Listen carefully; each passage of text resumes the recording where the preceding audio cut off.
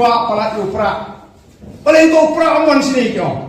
Nengin lek no. Akapor bagi persian berwat kandidat asoyong hagani election emli nyimyo atau kandidat uba iso biang. Mo berpilih pun.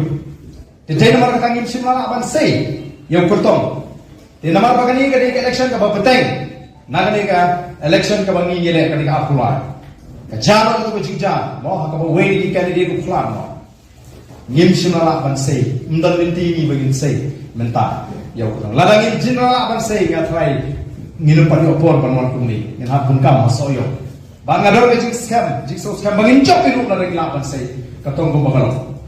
Namar ba kata kajin ko apra kajong kipay ba kaklan pala daw ko to mo baklan no ay nang alam na jong klan no ay ka party na jong wan pan ka siya manangi wani ko man yung arden ni mau tu kurtong na party kongres wani ko ay ma arsin hagasin ka man kong wan ko mo kurtong jo UDP ba hagasin ka man kong ang balik perhap bani dalam no ban ni mohon ni kira ya smart na pengkre ka party mo may mamar bangala adat ya kren de no ngelam juga UDP te atos nele nyenon ke ju ke jimot mo MP ka ta ka pamalo ni do la ka joka party ini ka sali visiono la ngi sei bri ka pamalo hadin layak atu kane por wan biang ban pan ji kerjaan ka sien ma na ka sen kongres pa ngong janyu ka sen UDP apa bila suskan ka tu kata tiket pa niyo MP ngam ta aknyum latin me kata ka party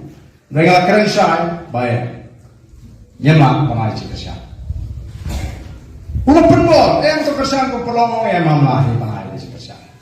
Kung kapati nyemak, namang ipin kriya pangin penklan ni kapati, hadiah ke election.